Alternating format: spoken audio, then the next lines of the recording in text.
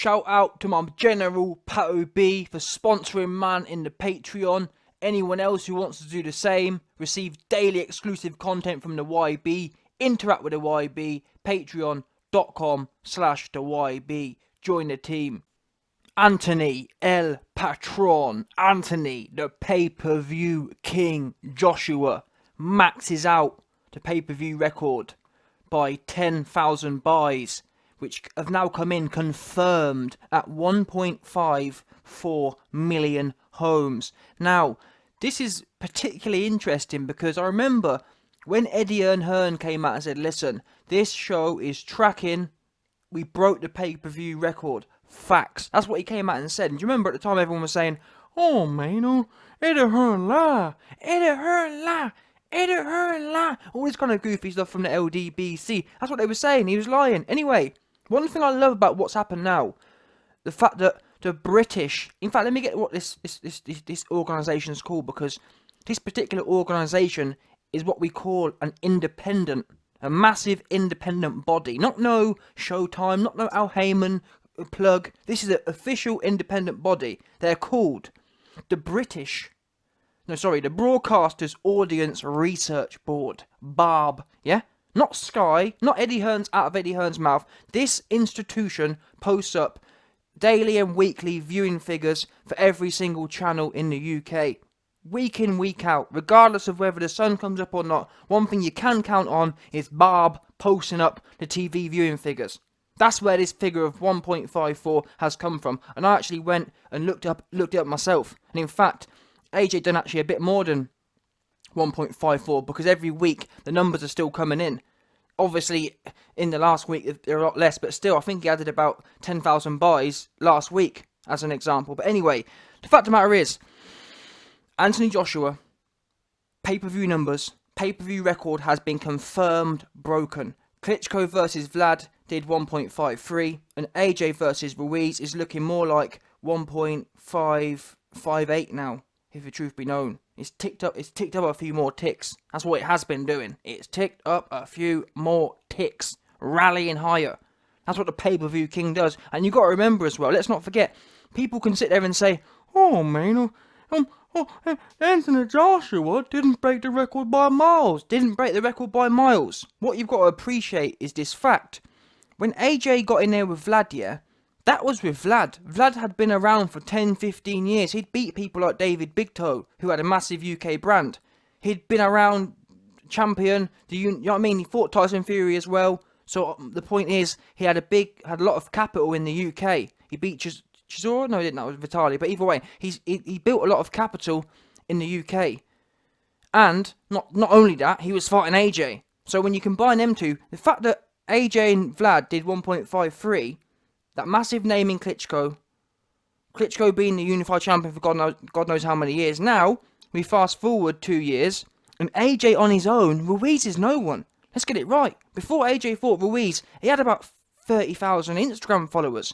Then, after June 1st, he rallied up to millions. And the point is, that's all off of AJ's clout. December 7th is AJ's clout. AJ on his own generated 1.55 million pay-per-view buys.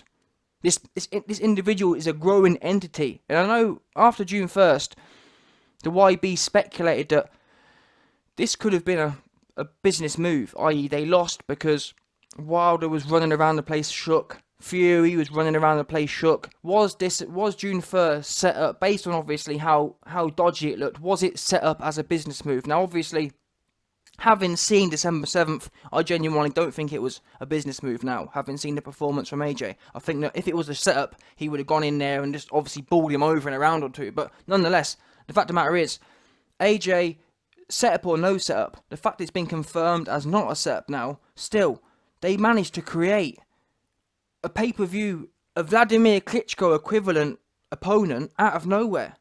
And it took a loss. And not only that, really, when you look, the pay-per-view record's great. And also, actually, let me say this as well. Completely forgot. Not only has AJ beat the Vladimir Klitschko record, the Vladimir Klitschko pay-per-view was 20 quid. So in reality, being £5 higher, that increases the overall net value by 25%. So there you go. There's another example. So equivalent, when you adjust for prices, AJ vs Ruiz didn't do let's call it, if you call it 1.6, the equivalent, adjusted for £20, he actually did 2 million pay-per-view buys if you change the prices to say equal the same as what Klitschko did, or equal the same as a £20 versus Klitschko. So this for me is crazy. They've created an event which has been 20% bigger than the Klitschko fight with Andy Ruiz. Come on, what does that say? And I've got to be honest, they needed this for a number of reasons. They needed this loss on June 1st, not only financially speaking, because when he was fighting Povetkin and Takam, people weren't that interested in seeing them fights, and it's not AJ's fault. He's been looking to split Fury's cheeks. He's been looking to split Wilder's cheeks, but they don't want it. So this came at the right time, and like I said, not only financially speaking has this now injected like pace back into his career financially in terms of growth speaking, also it means that physically in the ring, technically in the ring, AJ, if he had a won on June 1st, knowing what we know now, if AJ had a won on June 1st, AJ versus Wilder would have been a close fight. Does that make sense? Now though, he's lost and he's taking a step back and he's breaking things down. Look at how, if you look at AJ's if you look at all the fights before the Ruiz fight, or before the Ruiz rematch, AJ actually was very one-dimensional. Now, obviously, you man know who follow the channel that I really rated AJ's one dimension, but the point is, all of the fights before December 7th, AJ did more or less the same thing. He was a good all-round fighter. He hadn't shown, though, that he could study an opponent and come in and execute a particular game plan. Does that make sense? All AJ had really shown up until December 7th was the fact that he can come in and kind of bend his opponent towards bend his opponent into his will. Look at the Klitschko performance. AJ didn't apply a game plan. Using pure brute force, pure willpower, pure genetic elitism. He broke down Klitschko. Does that make sense? Whereas now, after June 1st, for whatever reason, that loss made him take a step back, and it takes that. He said himself, when you're winning, you just don't have whatever that is. You don't have that motivation to change. That loss now, he went away and he proved that he can look at an opponent, break them down, and completely shut them out. Now that's relevant, as I was saying, because if AJ had fought Wilder before December 7th, he'd have gone in there and just tried to bend Wilder to his will. Now, like I said, I reckon I still would have backed AJ to beat Wilder that way, but my point is, imagine now, when AJ knows now the best way to do things isn't necessarily just to go in there and bank on yourself, but to go in there and prepare for a particular skill set. And I actually believe Ruiz is more dynamic, or Ruiz's style is more difficult to deal with than Wilder's. Ruiz has a number of aspects: pressure, the quickest hands in history, and combinations, i.e. you've got to learn how to block a right hook, a left hook, and see what I mean? It's got a lot of different factors, whereas Wilder, he has one right hand and a bit of a left hook on the end. But that left hook's so wide and sloppy, it's not really a factor. But like I said, all you've got to do with Wilder is a right hand, which he throws 3 or 4 times every round. See what I mean? Ruiz, you got to learn how to block 5 punches at once. Wilder, all you got to, obviously it's not an easy thing to deal with, but it's something that AJ can work on throughout a camp and execute a game plan. It's not rocket science, I don't believe personally. Learning how to defend, and AJ's already saying the right things. We heard in his Sky Sports interview. There's things you can do to avoid a right hand, whether you want to have a tight guard, parry, bit of head movement, get on top of him so he can't get it off, etc, etc. And that's why after seeing December 7th, I actually believe we're on AJ's timeline. And what I mean by that is this. Before December 7th, I said to my dad, I said, listen, I can't lie. At this point, I can't be sure that AJ is the man, kind of thing. But that said, after December 7th, we will know. How he deals with December 7th, we'll know whether we're on his timeline or not. Does that make sense? Obviously, if he'd lost against Ruiz, we'd know that we're not living on his timeline. And it may well have been Wilder's, for example. But the fact that he went in there and did that with Ruiz, I'm telling you now, we're on his timeline. Yeah, and unfortunately, that means that Wilder, Fury, they may have a great fight against each other, but still, that great fight is only set up so that AJ can chop a bigger head off. Does that make sense? Whatever Fury and Wilder do or don't do, that's only to make AJ's victory over them even better. That's what it comes down to. And when you look around at the place, really, look, what have Fury and Wilder really done in their own right? Can you really say we're living in Wilder's or Fury's timeline of dominance? Does that make sense? It just doesn't make sense for Wilder or Fury to beat AJ at this point. It just don't. None of them have the real history there. That all-time great legendary history. Wilder rematching old men, rematching Bermane Stiverne, fighting Dominic Brazil 10 title fights into his reign. Are you serious? Fury, yeah, fair play, he's fighting Wilder. I'll give him his credit for that. He's rematching Wilder, but still, fighting after you're meant to be so-called lineal champion, and you're fighting Pianetta and Schwartz and Wallin. Does that really sound like a man whose timeline we're living on? I don't think so.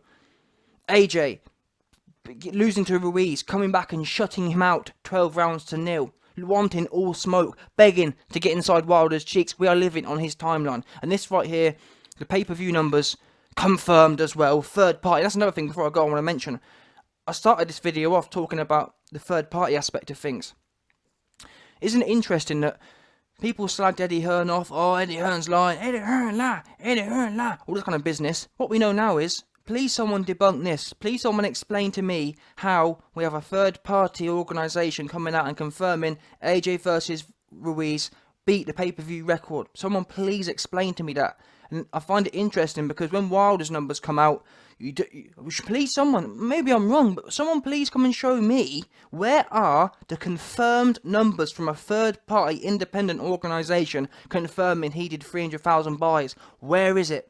I don't see it nowhere. Oh, man, Deontay Wilder did 300,000 buys. Oh, man, he did 150,000 buys. Where's the numbers at? And that's the problem. That's how you know people are making numbers up. And once again, all the people that call Eddie Hearn a liar, we have now another data point which proves he isn't a liar. Eddie Hearn came out and said it broke the record. Why is it these numbers confirm what Eddie Hearn said? I thought he was a liar. You man was all saying he was lying. What happened to that then? We have third-party confirmed numbers. The same can't be said for Wilder. Wilder's team come out and say, oh, man, Wilder did 275,000 bars. Where's the confirmation? Where's the independent numbers at? That's what we need to know. See, that's what we need to know. Because you man have ran around with this number that no one can confirm. Where is it? Where's Barb at? Where's the American Barb at? Yeah? There ain't none, because they've made it up. Wilder's pay-per-view bombed. It did around 100,000 pay-per-view buys. Simple as that. Long and short of it. Completely bombed. Yeah? That's what it did do. Simple as that. AJ, the pay-per-view king, 2 million pay-per-view buys adjusted for the £20. Simple as that. Yeah? Wilder, you're still running around selling two figures. In fact, selling single 100,000s. And you need to up your game. Stop fighting old men. That's what it comes down to, by the way. Old men. No one wants to see you fight old men. Anyway, let me not carry on talking. Great numbers from AJ. This has injected the momentum he needs now to carry on building. Even when he fights people like Usyk, because Usyk's got a bit of a base from knocking Tony Bell's spark out, as an example. So he take his scalp clean off, and I think by AJ knocking Pulev's spark out, I'm telling you now, Pulev needs to be knocked spark out. I'm talking all the way out. Usyk needs to be knocked all the way out. There needs to be a knockout spree now. Not because of anything else, just based on the fact that these cats aren't in your league, unfortunately, yeah? They're just not. Wilder knocked out. Fury knocked out. Usyk knocked out. Dillian White, no disrespect, knocked out, yeah? The whole lot of them knocked out. That's what needs to happen now. They're just not. I'm sorry. Every single game plan from now on needs to be calculated the same way they calculated the Ruiz game plan, but with devilish intentions on the end.